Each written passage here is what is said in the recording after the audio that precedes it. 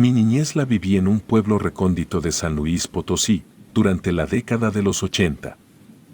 Los niños de antes no éramos como son los niños de estos tiempos, por poner un ejemplo. Yo me despertaba alrededor de las 6 de la mañana para ayudar a mis padres con las tareas del hogar.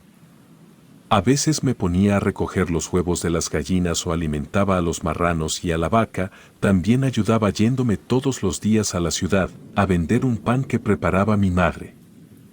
La educación no estaba disponible para todos en esa época y muchos niños no tenían la oportunidad de asistir a la escuela, precisamente porque, como era mi caso, teníamos que trabajar para aportar en la casa.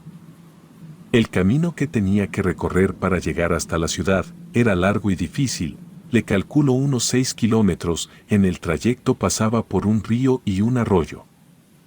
El ir hasta la ciudad para vender pan yo no lo veía como una carga, todo lo contrario, a mí me gustaba, quería ayudarla, veía como mi madre, despertarse a las 4 de la mañana para preparar el pan, y se iba caminando a venderlo, y no me gustaba verla tan cansada.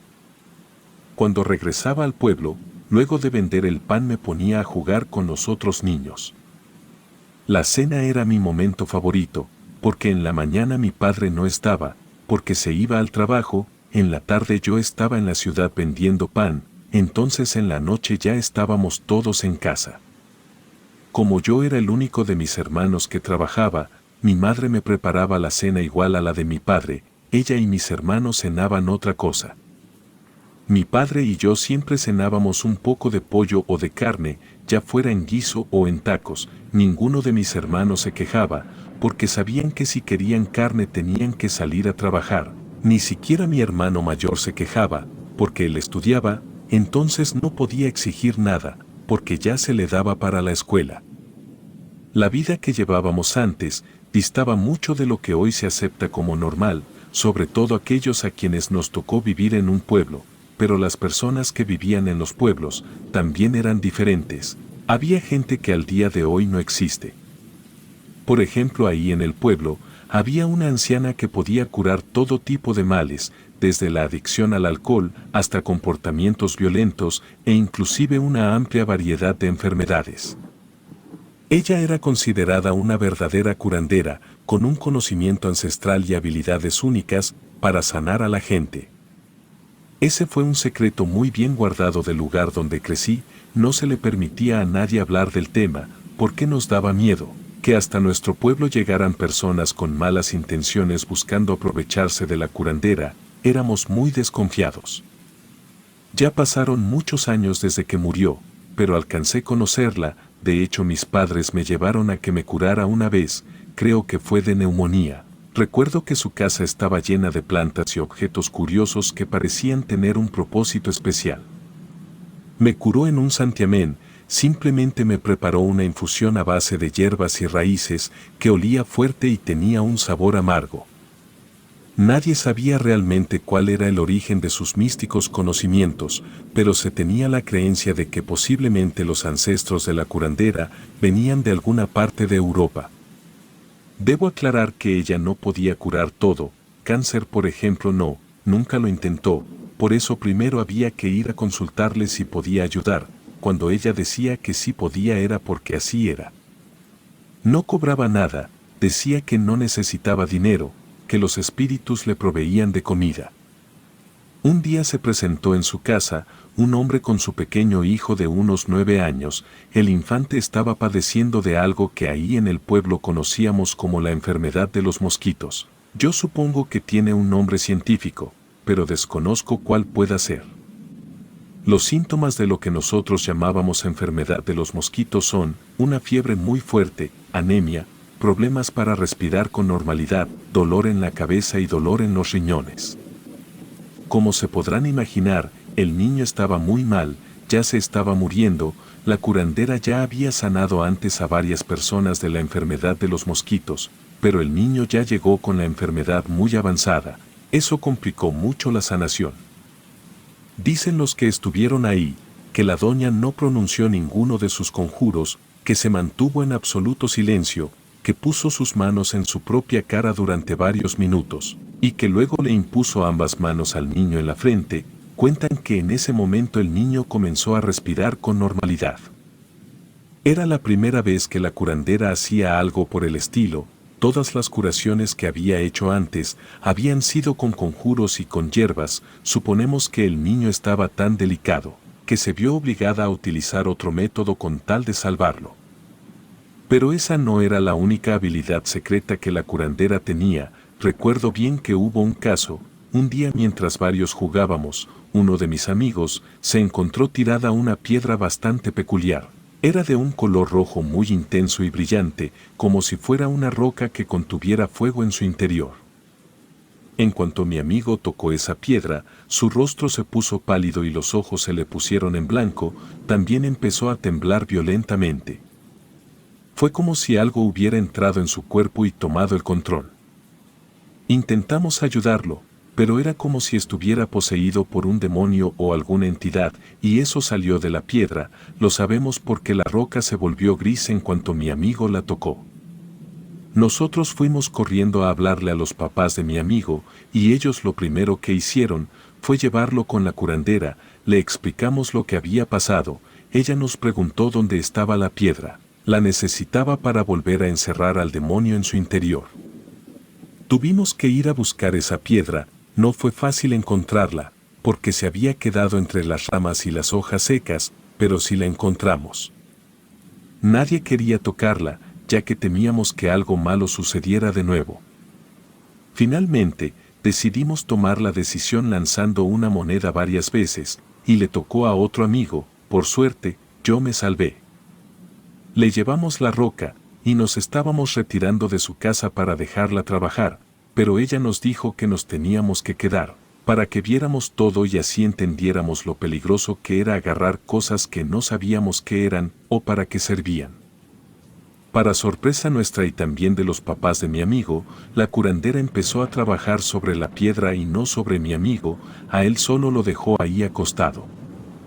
La curandera nos explicó que sacar a la entidad de su cuerpo sería el menor de los problemas, que lo más complicado era volver a encerrar a la entidad dentro de la roca, porque solo las rocas purificadas podían almacenar seres en su interior, por lo tanto primero tenía que purificar la piedra. Sumergió la roca en agua dentro de un recipiente, llenándolo hasta cubrir completamente la roca. Luego, vertió sal en el agua mientras movía su mano derecha en sentido contrario a las manecillas del reloj, diciendo algunas palabras en voz baja. Después, tomó un poco de romero y lavanda seca y las esparció por encima del agua en el recipiente. Con su mano izquierda, agarró un puñado de tierra y también lo agregó al recipiente, mientras seguía murmurando oraciones. La curandera continuó rezando, y de repente las hojas de romero y lavanda comenzaron a arder, con una pequeña llama dentro del agua. El fuego desprendió humo y un fuerte aroma a copal que llenó la habitación. La curandera tomó con mucha delicadeza los trozos de madera que había preparado previamente, y con ellos empezó a mover el humo, de tal forma que dibujó símbolos con el humo. Luego, la curandera se dirigió hacia un estante cercano, que tenía dibujados el sol y la luna en las puertas y tomó 2 pequeños jarrones. Uno de ellos contenía un líquido de color lila y el otro era de color dorado. Con cuidado, vertió un poco de cada uno de los líquidos en la mezcla que estaba en el recipiente. El humo se intensificó, adquiriendo un aroma agradable y una tonalidad más brillante. La curandera continuó moviendo los palos de madera, creando formas cada vez más complejas con el humo, mientras seguía rezando en voz baja. Luego se quitó las pulseras que llevaba en ambas manos. En cada pulsera llevaba 2 cuarzos. Una de las pulseras tenía un cuarzo azul y uno amarillo, la otra pulsera tenía un cuarzo verde y uno morado. Las pulseras también las metió al recipiente. En ese momento la piedra se volvió cristalina.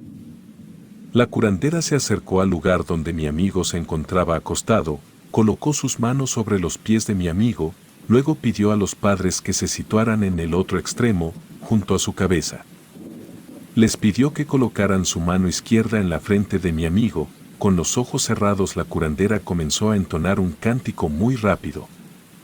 Las palabras que decía eran incomprensibles para nosotros, pero la manera en la que estaba hablando me dejó aterrorizado. Nunca había escuchado una melodía que diera tanto miedo. A medida que continuaba el cántico, se empezó a enfriar la habitación. En eso mi amigo abrió la boca de una manera extraña, como si estuviera tratando de vomitar algo. De repente, se vio un hilo de humo negro que salía de su boca. Eso definitivamente fue lo más espeluznante que he visto en mi vida. La curandera extendió su mano izquierda hacia el humo negro, moviendo los dedos de uno en uno hasta cerrarlos todos. Luego, con un movimiento rápido de su mano, envió el humo hacia el recipiente con agua y sal que había preparado anteriormente. Todos ahí pudimos ver cómo el humo se deslizó hacia el interior del agua y la piedra recuperó su intenso y brillante color rojo. Esa fue la experiencia más impactante que he tenido en mis casi 50 años, y después de eso jamás he tocado ningún objeto que no sea mío, por miedo a que me vaya a pasar lo que le pasó a mi amigo, por tocar aquella extraña piedra.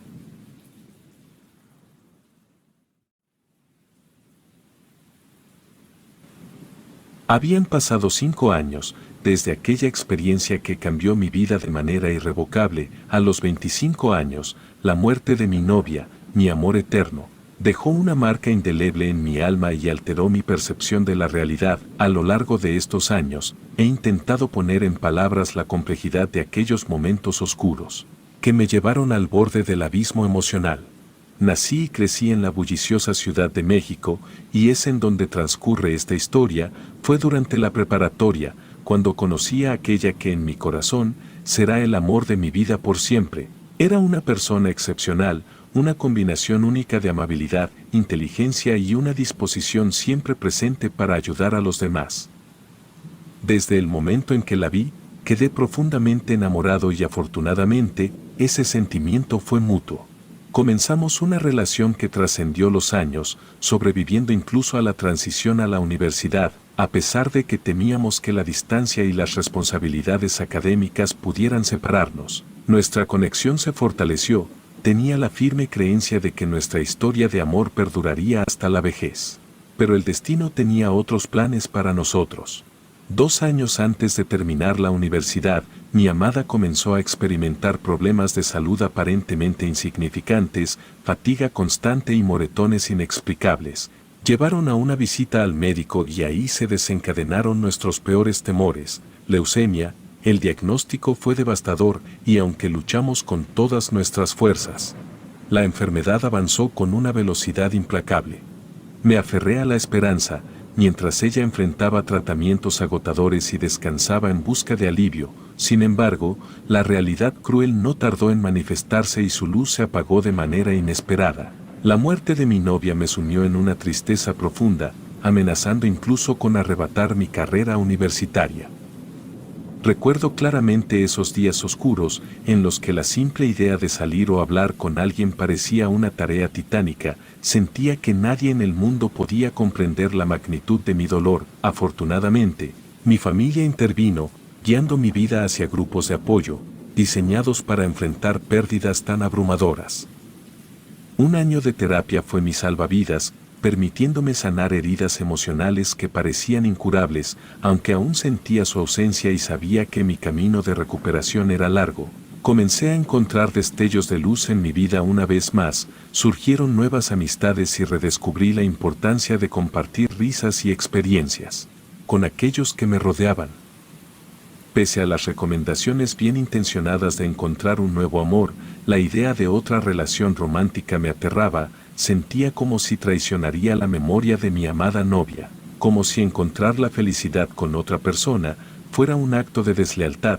Su muerte se mantenía fresca en mi mente, y cualquier intento de avanzar me parecía un acto irrespetuoso hacia lo que compartimos.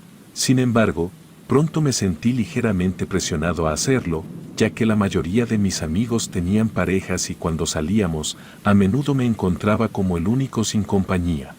Sentía que quizás podría darme otra oportunidad, aunque honestamente, en aquel tiempo, no me sentía del todo preparado para hacerlo. Mi madre también alentaba la idea, sugiriendo que era demasiado joven como para estar soltero el resto de mi vida, tratando de hacer el mínimo esfuerzo. Creé un perfil en una aplicación de citas y pronto estuve en línea. Aunque no estaba completamente seguro de mí mismo, la verdad era que en ese momento no estaba tan interesado en casi ninguna chica que le diera me gusta a mi perfil en esa aplicación. Podían pasar días sin que abriera la aplicación, hasta que un día, mientras revisaba los perfiles de las chicas que me habían dado me gusta, por accidente, deslicé hacia el otro lado y hice match con una de ellas.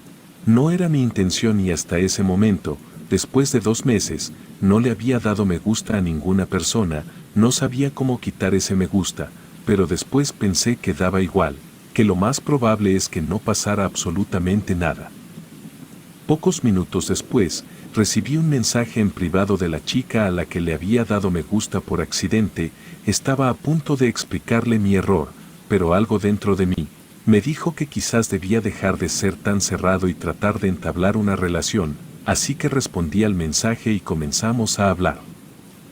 Resultó que no era para nada malo, de hecho, la conversación fluyó demasiado bien, parecíamos tener el mismo tipo de gustos en películas, series y también en cómo nos gustaba tener una cita. Además, vivíamos relativamente cerca, por lo que después de pasar algunas horas conversando, la chica propuso ir a tomar algo al día siguiente. Al principio quería negarme, pero pensé que realmente necesitaba salir de mi zona de confort, así que accedí. Al día siguiente, cuando faltaban solo un par de horas para la cita, estaba realmente nervioso, tan nervioso que estuve a punto de cancelar. Sin embargo, como ya se lo había contado a mi mejor amiga, esta no me dejó hacerlo y trató de animarme, diciéndome que en el peor de los casos, simplemente esa sería la única cita que tendría, así que finalmente me dirigí hacia la cafetería donde nos habíamos quedado de ver. Llegué unos 5 minutos antes, sin embargo, cuando crucé la puerta de la cafetería, noté que la chica ya estaba ahí, estaba vestida tal y como me dijo que lo estaría, y también la reconocí por sus fotos de perfil en la aplicación. Me acerqué y me senté en la mesa junto a ella. Sin embargo, al sentarme, noté que la chica estaba un poco seria. Le pregunté el motivo y ella respondió que había llegado tarde. Sin embargo, al mirar mi reloj, le dije que eso no era cierto, que de hecho había llegado a tiempo. La chica explicó que según los mensajes que me había enviado el día anterior, ella siempre prefería llegar 15 minutos antes. Fue extraño, ya que recordaba la conversación. Pero supuse que era un hábito personal suyo, no una regla estricta para llegar siempre 15 minutos antes de la hora pactada. Decidí no darle mucha importancia, especialmente porque la chica me sonrió y dijo que ya había llegado, lo cual era lo único importante en ese momento. La cita comenzó, y tal como habíamos experimentado a través de mensajes de texto, teníamos una química natural. Me agradó su compañía, tenía buenos temas de conversación y siempre estaba dispuesta a escuchar. No hubo nada negativo en esa cita, así que al finalizar, nos despedimos, acordando una segunda cita un par de días después. Realmente disfrutaba pasar tiempo con ella. Era una persona agradable, o al menos eso parecía. Al regresar a casa, después de la segunda cita acordada, decidí revisar nuevamente su perfil en la aplicación de citas. Hasta ese momento, recordé que le había dado me gusta por accidente y debido a eso, no me había tomado el tiempo de leer la descripción de su perfil. Al principio, todo parecía normal, su color favorito era el negro. Le gustaba la comida japonesa y buscaba una relación seria. Sin embargo, algo en su descripción me desconcertó un poco: le gustaba practicar brujería. Honestamente, yo no creía en nada relacionado con la brujería, los astros o los cristales mágicos. Durante la enfermedad de mi exnovia, su familia había intentado métodos alternativos, incluida la medicina herbaria y consultas con brujos, pero nada había funcionado y había llegado a la conclusión de que eran prácticas sin fundamento. Aunque me consideraba ateo, pensé que la creencia en cosas como la brujería no debería ser un gran problema. Después de todo, cada persona era libre de creer en lo que quisiera. Sin embargo, un par de horas después, recibí una solicitud de amistad de la chica en Facebook.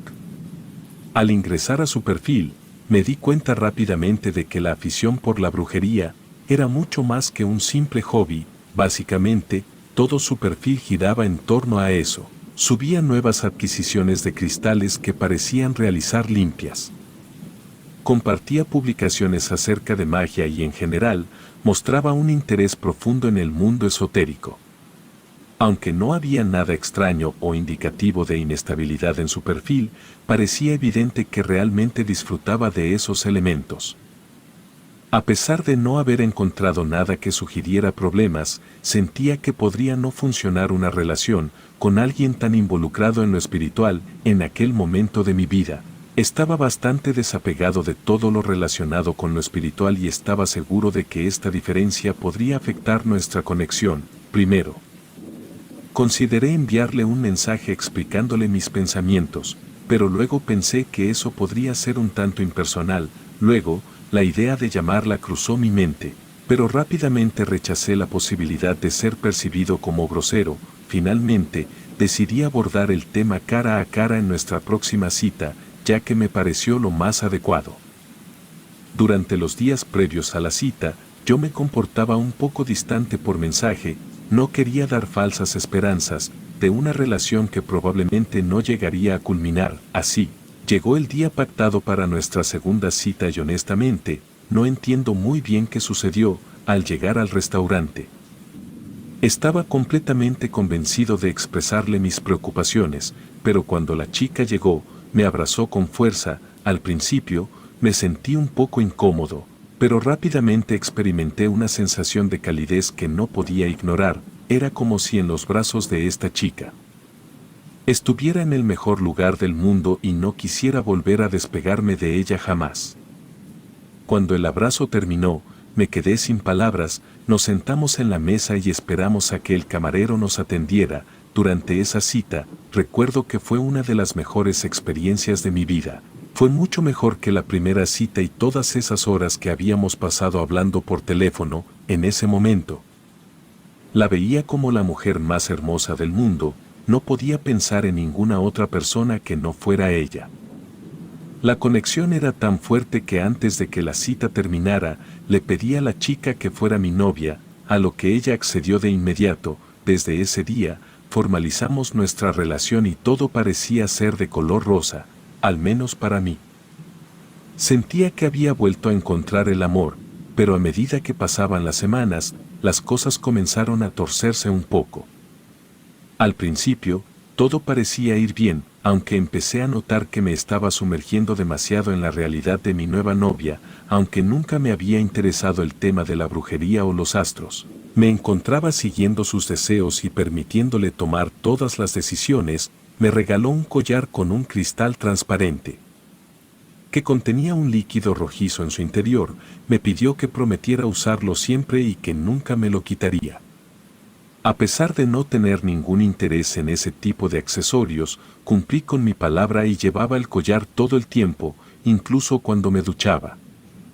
Con el tiempo, comencé a notar ciertos comportamientos de mi nueva novia, que no me agradaban en absoluto. Dado que nos conocíamos hace poco, ella empezó a revelar defectos que no había tenido la oportunidad de reconocer anteriormente. Uno de ellos era su tendencia a hablar exclusivamente sobre ella misma. Cualquier conversación apenas podía durar más de 5 minutos antes de que el tema se centrara en ella, y esto empezó a cansarme un poco. Además, demostró ser muy exigente en cuanto a la programación de horarios. Si quedábamos en encontrarnos a cierta hora, ella esperaba que llegara 15 minutos antes y si no lo hacía se molestaba. Hubo una ocasión en la que me retrasé 2 minutos debido al tráfico y su reacción fue una escena que llamó la atención de todos en el lugar. Con el tiempo, noté que también era una persona posesiva y celosa. Se incomodaba si hablaba con mis amigas o salía con alguien que no fuera ella. Las llamadas durante las horas de trabajo se volvieron frecuentes y si no respondía, desencadenaba grandes peleas al llegar a casa. Además, se mudó conmigo extremadamente rápido, como si no pudiera decirle que no a ninguna de sus peticiones. Quería saber dónde estaba en todo momento. Tenía la contraseña de mi teléfono y acceso a todas mis cuentas de redes sociales. Estos comportamientos preocuparon a mis amigos y amigas, quienes al conocerme durante mucho tiempo, temían por mi bienestar. En innumerables ocasiones, me recomendaron terminar la relación, pero a pesar de mi propio cansancio y del constante estrés que la relación me estaba causando, era algo que no podía hacer. Estaba totalmente encaprichado con ella, incapaz de entender por qué no podía liberarme, a pesar de que la relación se había convertido en un estrés constante que estaba afectando negativamente mi estabilidad mental. En una ocasión, después de la jornada laboral, un grupo de compañeros, incluida mi mejor amiga, me propuso ir a un bar para tomar algo, aunque al principio vacilé y mostré resistencia. Finalmente cedí después de que me convencieran. Para evitar problemas con mi novia, le envié un mensaje para informarle de mis planes. Sorprendentemente, no obtuve respuesta, pero decidí no darle demasiada importancia, considerando las frecuentes discusiones telefónicas que solíamos tener. Así, me dirigí al bar con mis compañeros y todos pasamos un buen rato. Sin embargo, la situación tomó un giro inesperado, cuando mi mejor amiga me invitó a bailar y acepté. Mientras disfrutábamos de la música, noté la entrada de mi novia al establecimiento, desencadenando una escena de celos descontrolada que llamó la atención de todos, incluso llevando a la intervención de seguridad en el estacionamiento. Los celos persistieron y mi novia no lograba calmarse y en un momento de desesperación, me abofeteó en la cara.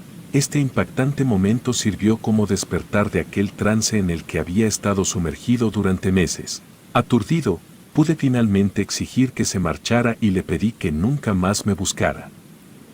Aquel día, me refugié en casa de mi mejor amiga, donde me di cuenta de que durante la confrontación, había perdido el collar que mi exnovia me había dado. En ese instante, no le di demasiada importancia, ya que no quería tener nada que me recordara la horrible relación que acababa de dejar atrás. Al día siguiente, junto con mi amiga, regresé al departamento que compartía con mi exnovia para recoger mis pertenencias. Asegurándonos de que mi ex no estuviera presente, pude empacar sin complicaciones, sintiéndome liberado de un peso profundo. La sensación de liberación me llevó a celebrar con un grupo de amigos esa misma tarde. Sin embargo, al regresar a casa de mi amiga, noté que mi teléfono tenía más de 200 llamadas perdidas y numerosos mensajes en todas mis redes sociales provenientes de mi exnovia.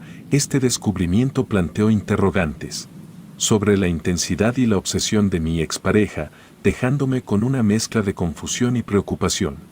Las inquietantes amenazas y mensajes de mi exnovia se volvieron cada vez más perturbadores, a pesar de que en sus primeros mensajes ofrecía disculpas y prometía que la violencia no se repetiría. Sus comunicados adquirían un tono amenazante y obsesivo a cada mensaje que me enviaba. Insistía en que me arrepentiría y que sin ella, no sería nadie. Las promesas de que nunca encontraría a alguien como ella se convirtieron en una especie de mantra tenebroso, que aunque desconcertante, opté por atribuir a la rabia de haber sido dejada. Pocos días después, logré mudarme a un nuevo departamento, recuperando así mi privacidad y alejándome de cualquier forma de acoso. Sentía alivio al pensar que mi exnovia no tenía manera de conocer mi nueva ubicación. Sin embargo, la tranquilidad se desvaneció en la primera noche en mi nuevo hogar, mientras me sumía en un sueño profundo.